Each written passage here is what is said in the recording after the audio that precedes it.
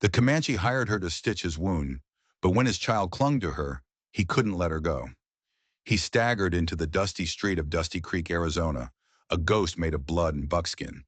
"Help me," the warrior gasped, and every eye in that miserable town turned to the one person they despised more than him.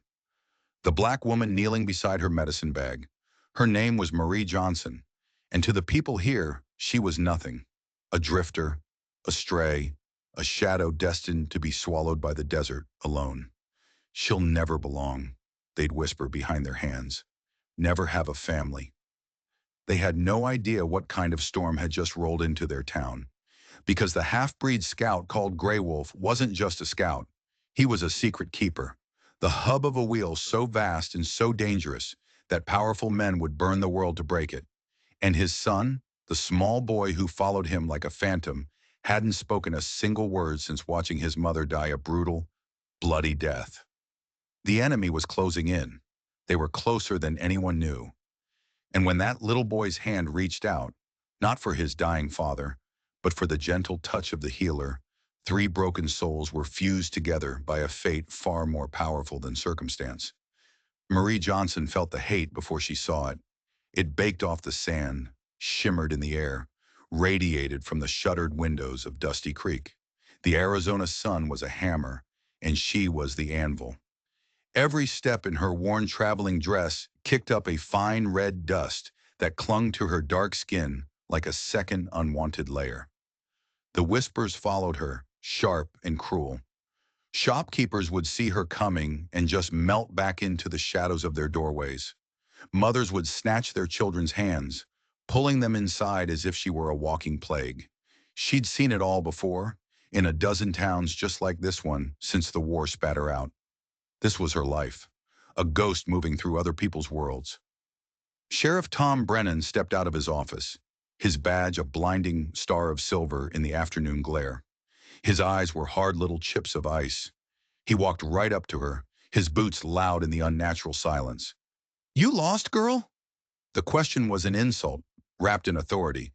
Marie pulled her shoulders back, her spine straightening into a rod of steel forged in field hospitals and cannon fire. "I'm a healer," she said, her voice clear and steady. "Looking for work." The sheriff's laugh was like rocks grinding together.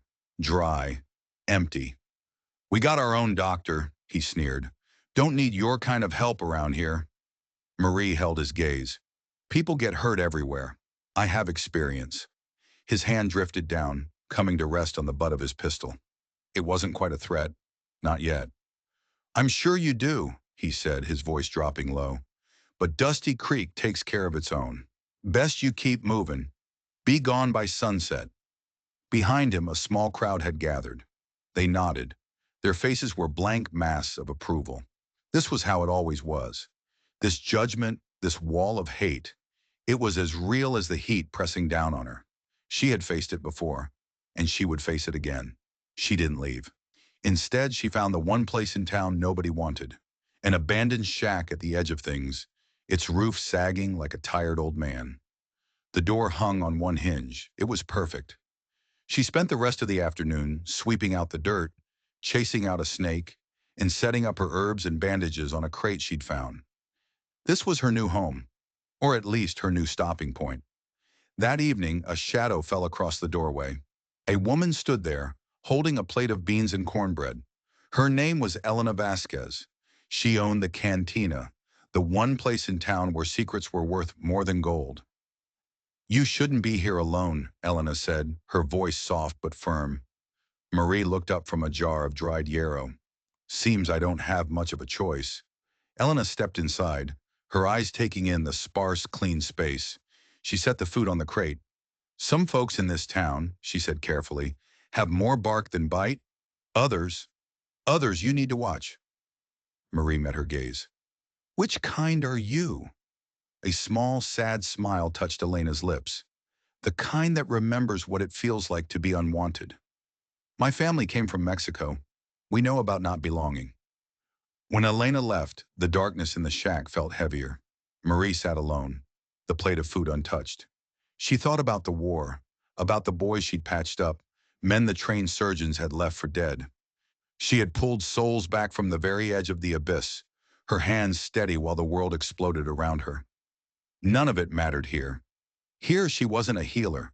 She was just a color, the wrong color.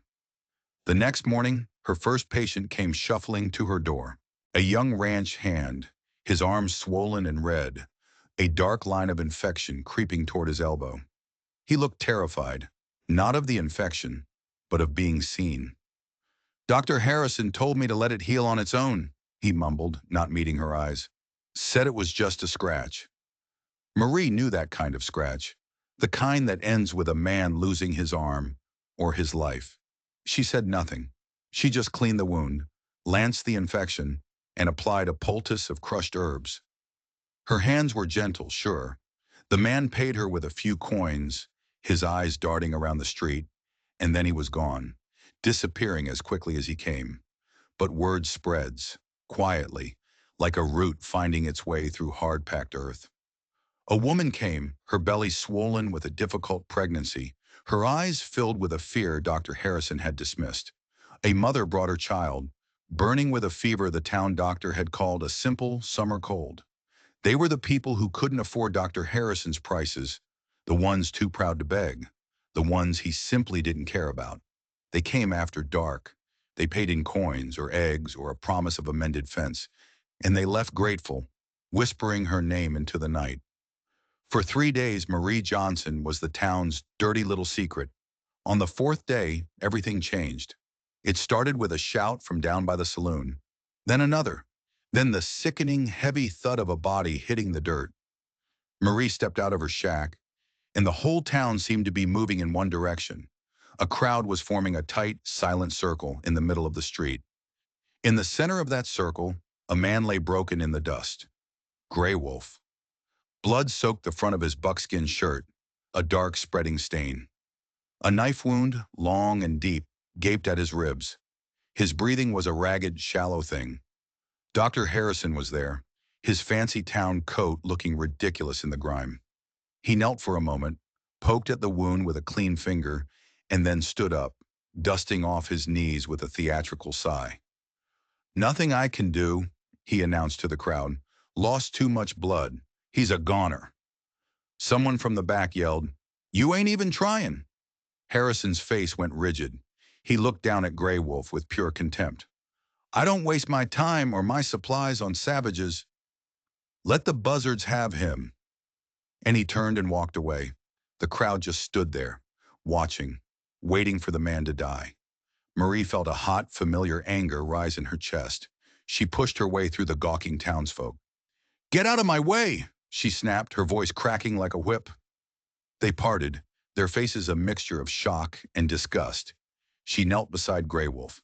His eyes were open, watching her. They were dark, intelligent, and filled with a pain that went deeper than the knife wound. She put her fingers to his neck. His pulse was weak, thready, but it was there. She looked up at the silent, watching faces. "Help me get him to my shack," she ordered. No one moved. They just stared. It was the sheriff who finally broke the spell. Brennan stepped forward, a look of grudging respect, or maybe just pity, in his eyes. He motioned to two of his deputies. "You heard her. Move." Inside the shack, she cut away the bloody shirt. The blade had been sharp, the cut clean. It was deep, but her battlefield experience told her it had just missed the vital organs. He was lucky. Or the man who stabbed him was sloppy. She worked with a calm, practiced efficiency. She cleaned the wound, her mind shutting out the world, focusing only on the task at hand. This was where she was whole, in the quiet space between life and death. Grey Wolf watched her every move. His eyes never left her face. When she threaded the needle and began to stitch the flesh back together, he didn't even flinch. "You know medicine," he said. His voice was quiet, but it held a strange resonance. It wasn't the broken English she'd expected. It was the voice of an educated man. "I know some," she replied, not looking up from her work. "Where did you learn?" "The war," she said, pulling a stitch tight. "It taught me plenty about putting people back together." He was silent for a long time after that. She finished the stitches, a neat, precise row. As she began to bandage his ribs, wrapping the clean linen tightly around his chest, he spoke again, his voice urgent. "I need you to come with me." Marie's hands paused their work. She looked at him, really looked at him, for the first time. There was more than just pain in his eyes. There was desperation. Come with you where? My camp, he said. To make sure this heals properly. He took a ragged breath. And for another reason. He paused as if weighing his words. I have a son there. He needs care too. At dawn, she helped him onto his horse. The whole town was asleep, a fact for which Marie was grateful. She rode behind him, following him out of Dusty Creek and into the vast, unforgiving desert. He didn't take any of the marked trails. He led them through a maze of towering red rock formations, down into dry riverbeds and through narrow slot canyons she never would have found on her own. He was moving with a purpose, erasing their tracks as they went. After hours of riding, he stopped at a solid wall of rock. It looked like a dead end. But Grey Wolf reached out, pushed against a section of the cliff face that was covered in ancient gnarled vines, and a section of rock swung inward, revealing a dark, narrow passage. They rode through it, and the canyon beyond opened up like a secret world. Water trickled from hidden springs, feeding a small, clear creek. Cottonwood trees grew thick and green, a shocking splash of life in the middle of all this rock and sand. It was a perfect hiding place, but it wasn't the natural beauty that made Marie's breath catch in her throat. It was the supplies. This was no simple scout's camp. Piled neatly under canvas tarps were crates of medical equipment, things she hadn't seen since the army hospitals. Boxes of bandages, vials of laudanum, jars of carbolic acid. And there were other things. Stacks of maps, marked with routes and symbols she didn't recognize. Crates of food and documents. Official-looking papers, written in English, Spanish, and several native languages. This wasn't a camp. It was a command center. You're not just a scout, she said, her voice barely a whisper. Grey Wolf slid carefully from his horse, his hand pressed against his bandaged ribs. He looked at her, his dark eyes holding a truth he had kept hidden from the world. No, he said, I'm not. Just then, a small figure emerged from the shade of the cottonwood trees. A boy. He moved with a liquid grace, silent as a shadow. He had his father's dark hair and watchful eyes, but there was something else in them. A deep, haunting sorrow that seemed too old for his small face. This is Silent Bird, Grey Wolf said softly. My son. The boy, Silent Bird, stared at Marie. His gaze was curious but also profoundly weary, as if he had already seen too much of the world. He looked healthy, strong, but his stillness, his absolute silence, set off every medical instinct Marie possessed. When did he last speak? Marie asked, her voice gentle. Grey Wolf's face, already grim with pain, darkened further.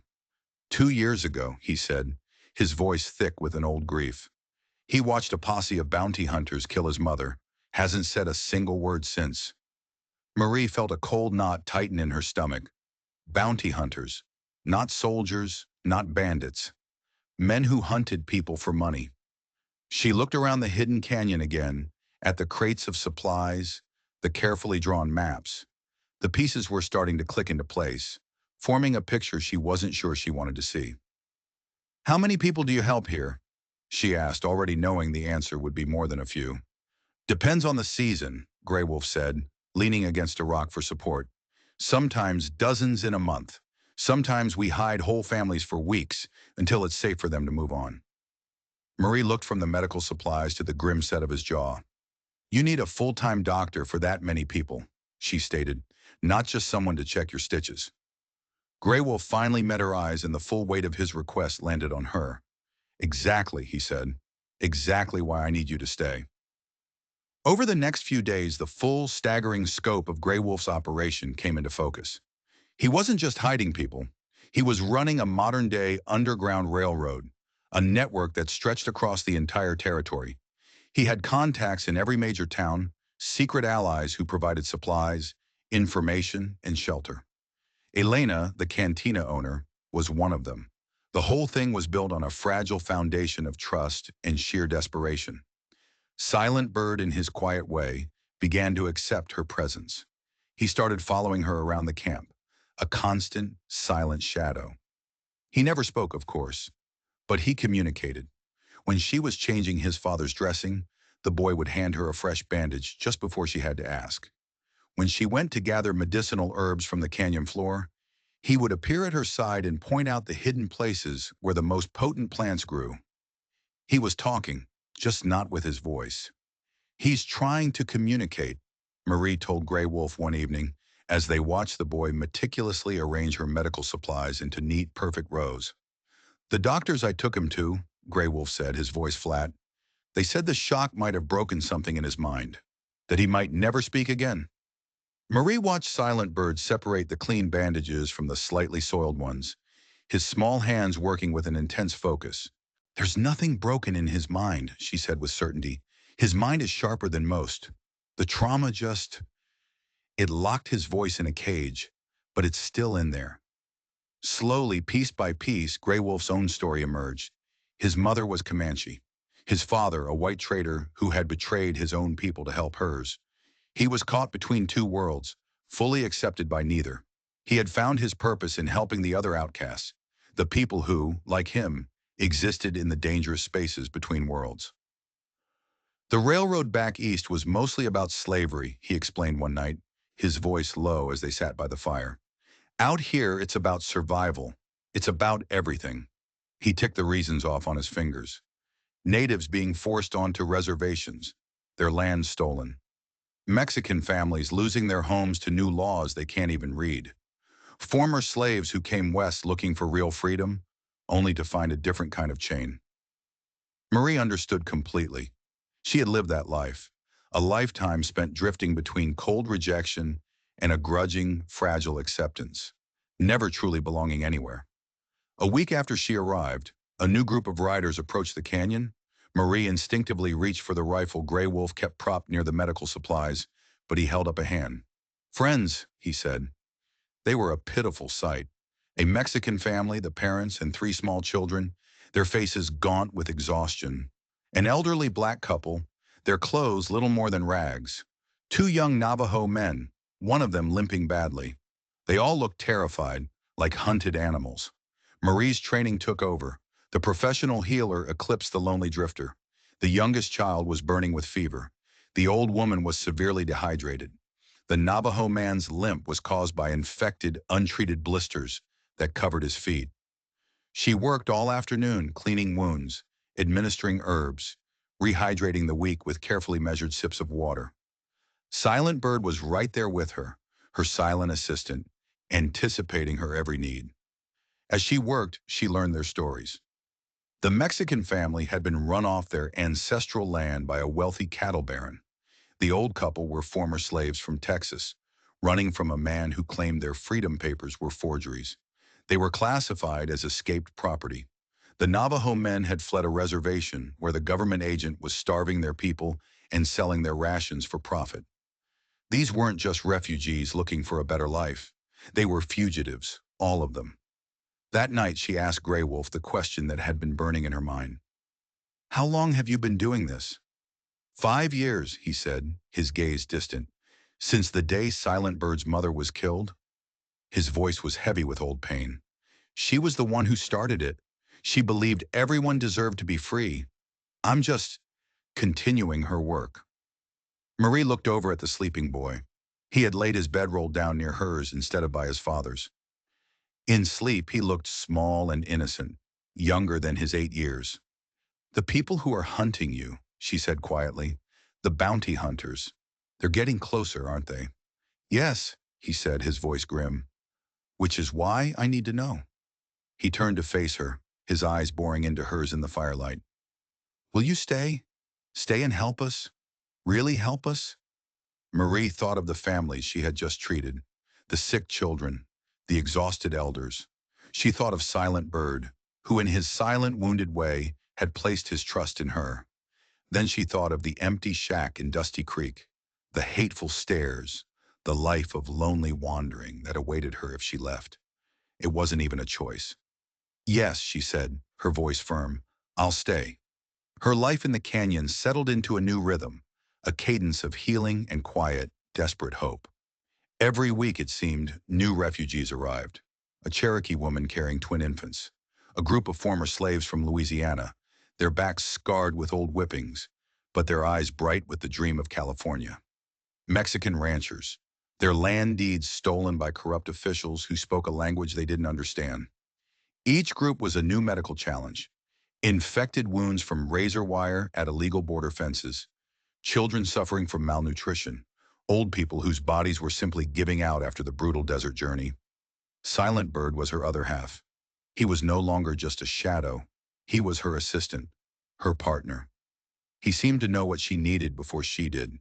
If she reached for bandages, he was already holding them out. If she needed clean water, he would appear with a freshly filled basin. He had developed a complex language of gestures and expressions that only she seemed to fully understand. A pointed finger meant a patient needed urgent attention. Raised eyebrows was a question. Do you need my help? A soft touch on her arm was a warning that strangers were approaching the canyon entrance. He's brilliant, she told Grey Wolf one evening, watching the boy show a younger refugee child how to properly splint a bird's broken wing. His mind works faster and more efficiently than most adults I've ever met. Grey Wolf watched his son, a rare smile touching his lips. His mother always said he saw the things other people miss. The words hung in the air between them, a shared acknowledgement of the woman whose legacy they were all living. Their relationship had changed. Grey Wolf no longer treated her like a hired hand. He consulted her on plans for future rescues, asking her opinion on what medical supplies they would need, how to prepare for the worst. She started thinking bigger than just individual treatments. She created a system for stockpiling medicines, recommended new sanitation protocols to prevent the spread of disease in the camp, and even planned out long-term care schedules for the refugees with chronic conditions. She had been in the canyon for 3 weeks. The people in Dusty Creek had probably forgotten she ever existed. But this hidden place, this secret world of outcasts and runaways, felt more like a home than any place she had ever known. She had a purpose here. She was needed. Silent Bird was healing too, not just his body but his soul. He smiled more. Sometimes she would hear him humming a quiet, tuneless song as he worked beside her. He even began to play with the other children, silent games of tag and hide and seek, communicating through a fluid, expressive sign language of his own invention that they all seemed to understand perfectly. He's getting better, she told Grey Wolf, her heart swelling with a strange, protective warmth.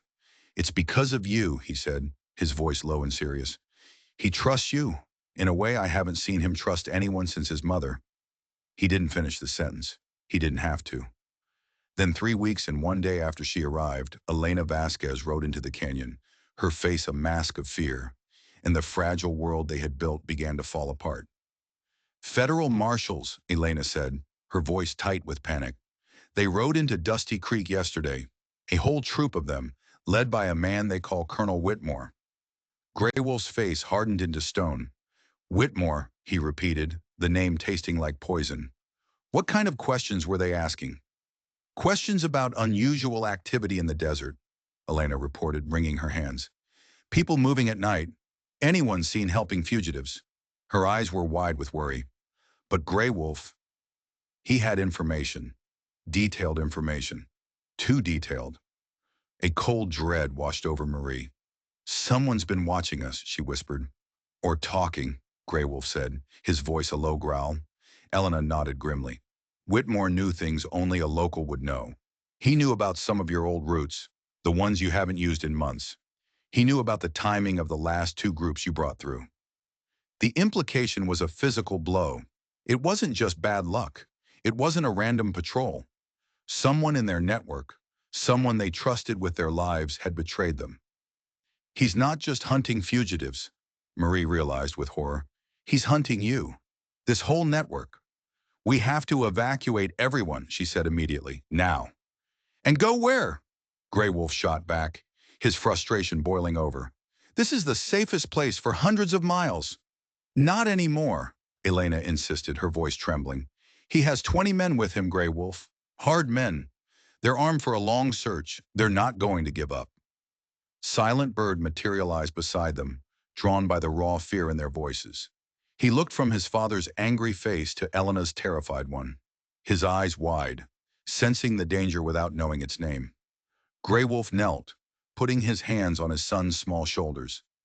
We might have to leave this place for a while, son. Would you be all right with that? The boy's gaze swept across the canyon, the only home he could remember. His eyes darted from the familiar caves to the cottonwood trees where he played. Then his gaze settled on Marie. He didn't look at his father. He looked at her. He reached out, and his small, warm hand closed firmly around hers. The message was unmistakable. As long as she was with them, he could face anything. The people here, Marie said, her voice thick with emotion, the ones who just arrived. They're too weak to travel. They need at least another week to recover. You might not have a week, Elena warned, her eyes pleading. Grey Wolf stared at the canyon walls as if trying to burn them into his memory. Then we prepare for the worst, he said finally, and pray for the best. That night, the fragile peace of the canyon was gone, replaced by a thrumming, silent terror. As Marie was tending to a feverish child, Silent Bird approached her. He wasn't carrying bandages or water.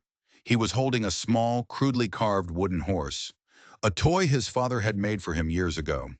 He pressed it into her hand, his small fingers tight around hers for a moment. He looked directly into her eyes and his mouth opened, just slightly, as if he was fighting to form a word that his mind refused to release. Thank you, Marie whispered, her throat tight. I'll keep it safe.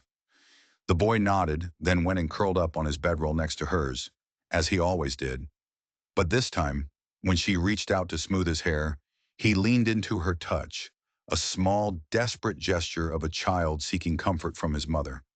And Marie knew, with a certainty that chilled her to the bone, that if they were forced to run, it wouldn't just be his heart that would break, it would be hers too. The next morning, the news got worse. Two of Grey Wolf's key contacts, spies in nearby settlements, had gone silent. A scheduled supply drop never arrived. It was happening. Whitmore wasn't just searching, he was systematically dismantling their network, cutting them off, isolating them. They were being boxed in. Marie worked with a frantic energy, preparing travel kits of medicine, while Grey Wolf pored over his maps, trying to find a new safe escape route. The problem was the refugees. The new arrivals, the sick and the elderly, needed at least 3 more days before they could even attempt the treacherous mountain crossing into California. We don't have 3 days, Grey Wolf said, his voice flat with despair. He ran a hand over his face. We don't even have one. Silent Bird sat between them, his face pale. He was helping Marie organize the medicines, his hands moving with his usual precision, but she could see them shaking. The invisible pressure of the coming storm was getting to him. That evening, as a tense, unnatural quiet settled over the canyon, they heard the sound of a single horse approaching. Marie grabbed her rifle. Grey Wolf held up a hand, signaling for silence. A lone rider emerged from the twilight shadows. It was Sheriff Brennan. He slumped in his saddle, looking like a man who had been hollowed out, his soul scraped clean.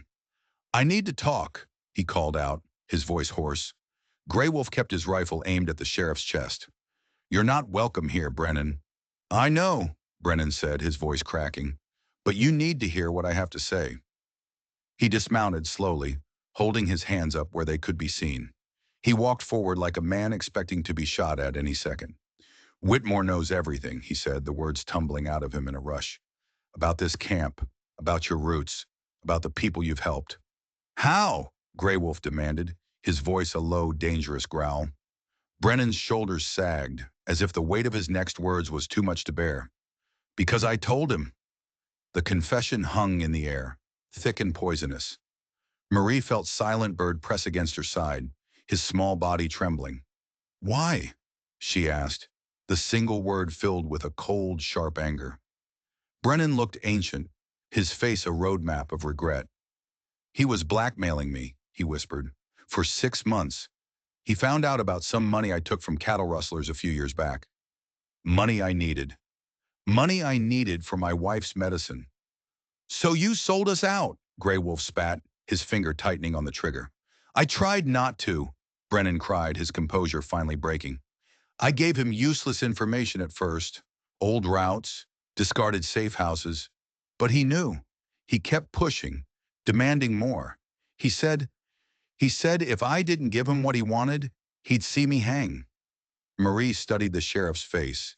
the tears cutting clean paths through the grime on his cheeks. She was a healer. She knew how to read the truth in a person's pain, and she saw genuine, soul-crushing remorse there, mixed with a desperate, clawing fear. "What does he really want?" she asked quietly. "It's not about the law. It's about the bounties," Brennan choked out. "Whitmore gets paid for every fugitive slave he returns, every native he captures for relocation. He's not working for the government, not really." Brennan finally looked up, his eyes meeting hers. "He's working for himself." "Why tell us this now?" Grey Wolf asked, his voice still hard, but his rifle had lowered by a fraction of an inch. "Because I can't live with it anymore," Brennan said, his voice breaking completely. "My wife. She died last week anyway. The medicine. It didn't save her." He covered his face with his hands, his body shaking with sobs. "I destroyed good people," he wept. "For nothing." Suddenly, Silent Bird did something that stunned them all. He let go of Marie's hand and walked slowly, deliberately, toward the weeping sheriff.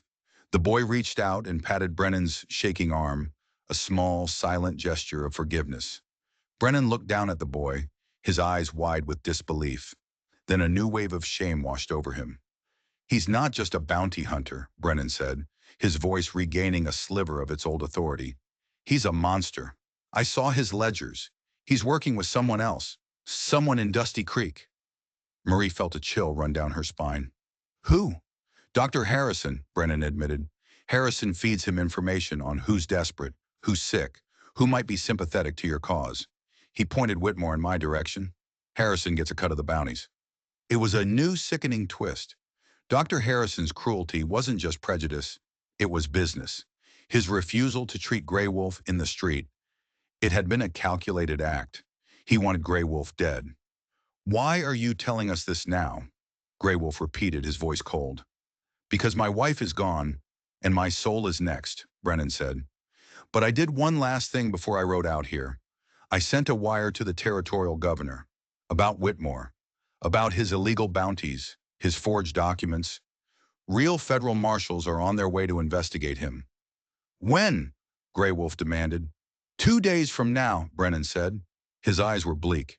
"He's planning to raid this canyon tomorrow at dawn." Marie's mind raced. "We have to survive until they get here," she realized. "More than survive," Brennan said, a new hard light in his eyes. "We need evidence. We need to catch him in the act of attacking this camp, these people." "You're suggesting we let him attack us?" Grey Wolf asked, incredulous. "I'm suggesting we be ready for him," Brennan corrected. Silent Bird returned to Marie's side, clutching the small wooden horse she had given back to him. There was something new in his eyes. Not just fear anymore. There was fire, determination. Marie looked at the refugees, at the sick children sleeping fitfully in the caves. She looked at Grey Wolf, his face a mask of impossible choices, and she made a decision that surprised everyone, most of all herself. "We stay," she said. "We stay and we fight." Grey Wolf stared at her. "Marie, these are refugees, not soldiers." "I know," she said, her voice ringing with a conviction she didn't know she possessed. "But if we run, they'll never be safe. Whitmore will hunt them down one by one. Sometimes you have to stop running. Sometimes you have to make a stand." Brennan nodded slowly. "I'll help, however I can." "Why should we trust you?" Grey Wolf challenged. "Because I have nothing left to lose," Brennan said, his voice raw, "and everything to make up for." Silent Bird suddenly grabbed Marie's hand, his grip surprisingly strong. He pulled her insistently toward his father's shelter. Inside, he scrambled behind a stack of supplies and pulled out a worn, leather-bound journal. Marie had seen it before. She assumed it was his father's. But it wasn't. It was his mother's. And it was filled, not with words, but with detailed, intricate drawings. Maps of the canyon, sketches of every hidden trail, every secret passage, drawings of the surrounding terrain, with notes on vantage points and choke points. The boy hadn't just been living here, he had been studying. "He knows this place better than anyone," Marie breathed. Grey Wolf looked at the drawings, his face a mixture of amazement and dawning understanding. These show passages. Passages even I didn't know existed. Silent Bird pointed to a series of drawings, then gestured toward different parts of the canyon. He wasn't just showing them maps. He was showing them defensive positions, ambush points, escape routes. He's been planning for this, Marie said, her voice filled with awe. The boy looked up at her, his dark eyes burning with a fierce, protective light. He opened his mouth, and this time, the word came. It was quiet, raspy from disuse, but perfectly clear. Fight, he said. The next 12 hours were a blur of desperate, focused activity. Grey Wolf and Brennan, the hunter and the disgraced lawman, worked together, using Silent Bird's maps to turn the canyon from a sanctuary into a fortress. They set snares, planned deadfalls, and positioned the few able-bodied men they had at key defensive points. Marie, for her part, transformed the main cave into a field hospital. She prepared bandages, laid out her surgical tools, and mixed herbal remedies for pain. Her hands, which had trembled with fear just hours before, were now steady, moving with the practiced efficiency she had learned on the bloody battlefields of the Civil War. Silent Bird was everywhere at once. Now that his voice was unlocked, he spoke in short, clipped commands, his childhood seemingly burned away by the urgency of the moment. Water, he'd say, directing Marie to a fresh supply. Hide, he'd command, showing a family of refugees a secret crevice in the rock they could conceal themselves in. Safe, he'd whisper, pointing to the deepest, most defensible caves where the children and the elderly were sheltered. Dawn arrived with a deceptive, beautiful calm. The sky bled pink and orange. Birds sang in the cottonwood trees. The canyon looked like a paradise, not a killing ground. The attack came with the sun. Whitmore's men thundered into the canyon entrance, their faces grim, their rifles ready. They expected to find a sleeping, terrified camp of helpless refugees. Instead, they rode straight into a thick, choking cloud of smoke. Marie, using her knowledge of herbs, had instructed Brennan and Grey Wolf to set fire to bundles of a specific desert plant. The smoke was acrid, blinding, and disorienting. It worked perfectly. The attackers' horses reared and bucked, throwing their riders. Men coughed and choked, their eyes streaming. They were blind. In the confusion, Grey Wolf and his small band of defenders struck from the shadows, using their intimate knowledge of the terrain to their advantage. The attackers, stumbling and confused, were easy targets. But Whitmore was no fool, and he had brought too many men. As the smoke began to clear, he rallied his forces, directing them with cold, military precision. They began to advance slowly, systematically into the canyon. Marie was in the main cave, dressing a wound on one of the Navajo men, when 3 of Whitmore's men burst in. Her first instinct was the oath she had taken, to preserve life. But then she saw where the lead man was aiming his rifle, toward the back of the cave, where the sick children were huddled together in the darkness. In that instant, something inside her snapped. The healer vanished, and the soldier she thought she had buried long ago took her place. She didn't hesitate. She grabbed the backup revolver Grey Wolf had left with her and fired. The man fell. The other 2 spun toward her, their faces masks of shock and rage. Before they could raise their own weapons, Silent Bird appeared from a side passage like a vengeful ghost. He hurled a rock with startling accuracy, catching one of the men squarely in the head. The man staggered back, stunned, crashing into his companion. Marie fired again. The 2 remaining men dropped their weapons and fled. A brief lull fell over the canyon. "You're supposed to heal people," Grey Wolf yelled to her from his position behind a rock. "Sometimes," she yelled back, reloading the revolver with shaking hands. "Healing means cutting out the cancer." The battle raged for another hour. Grey Wolf's defenders were outnumbered, but they were fighting for their homes, for their families. They made Whitmore's men pay for every inch of ground. Finally, Whitmore himself rode forward, holding up a white flag. "Grey Wolf!" he bellowed, his voice echoing off the canyon walls. "This is over. Surrender now, and I'll see you get a swift trial before you hang." "Your word means nothing to us," Grey Wolf shouted back. "I'm offering you mercy you don't deserve, half-breed," Whitmore sneered. "The only mercy here will be what we show you." He dropped the flag and raised his hand, signaling for a final, overwhelming assault. His remaining men readied their rifles, preparing to charge the last defensive positions. It was over. They had fought bravely, but they were about to be overrun. But then another sound echoed from the canyon entrance. Not the scattered shots of a skirmish, but the thunder of dozens of horses riding hard and fast. These riders wore blue uniforms, real federal marshals, and leading them, sitting tall on his horse, was a territorial judge. Sheriff Brennan rode beside them, pointing directly at Whitmore. "Colonel Whitmore!" The judge's voice boomed with undisputed authority. "You are under arrest for exceeding federal authority, conducting illegal bounty operations, and murder." Whitmore's face went slack with shock. "This is a legitimate military action," he stammered, "against Indian raiders." "These are refugees," the judge replied coldly, gesturing to the families huddled in the caves. "And your actions here constitute assault, kidnapping, and treason. We have a signed confession from your accomplice, Dr. Harrison, and the testimony of Sheriff Brennan." The fight was over as suddenly as it had begun. Whitmore's men, surrounded by legitimate law enforcement, threw down their weapons. Their forged documents and illegal bounty warrants were all the evidence the judge needed. Marie emerged from the cave, her medicine bag in one hand, the smoking revolver in the other. She was a vision of righteous fury, her face smudged with gunpowder, her eyes blazing. Silent Bird ran to her side, no longer a ghost in the shadows.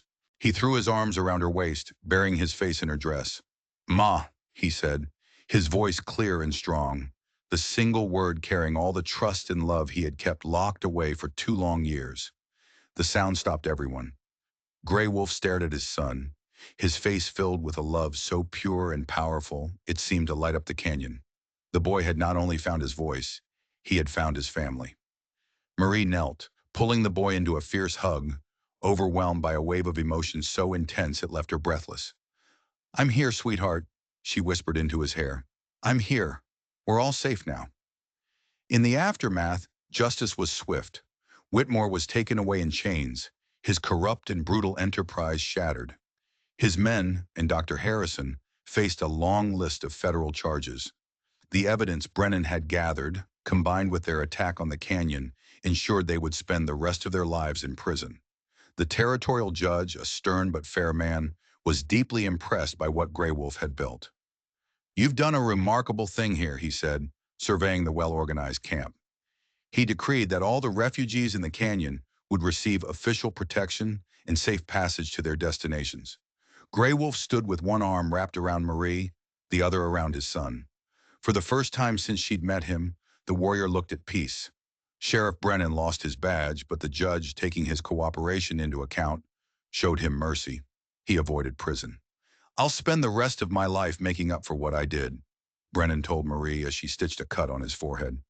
"Redemption comes through action, not word," she replied gently.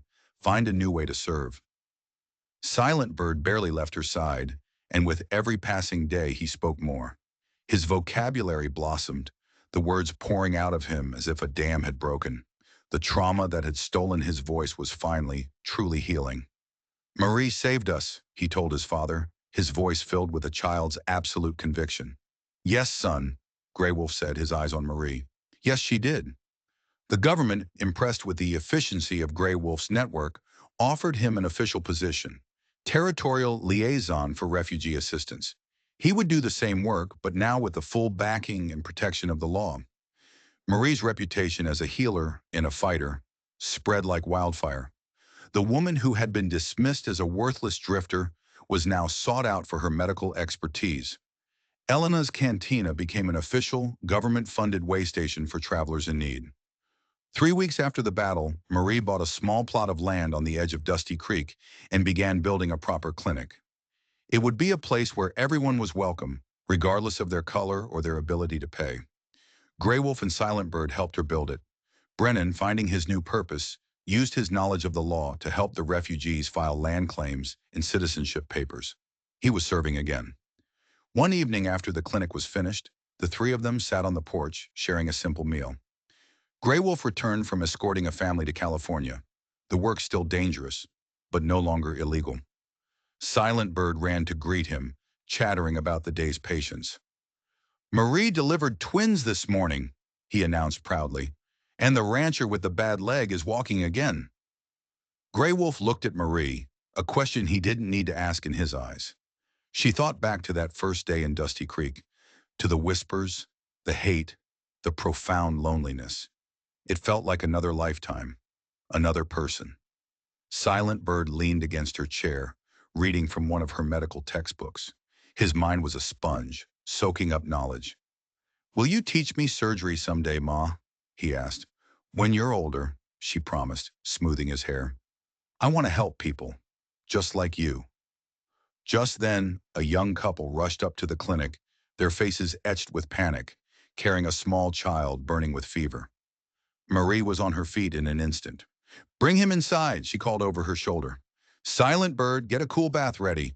Gray Wolf, I need clean towels." They moved as one, a family forged in fire and blood, their purpose clear. The Comanche had hired her to stitch a wound, but when his child had clung to her, a new, unbreakable bond was stitched into the fabric of their souls. They had healed each other. And in this small corner of the harsh desert, under the vast starry sky, their unlikely family had finally, truly found their home. If you enjoyed this story, don't forget to like and subscribe for more tales of justice and redemption.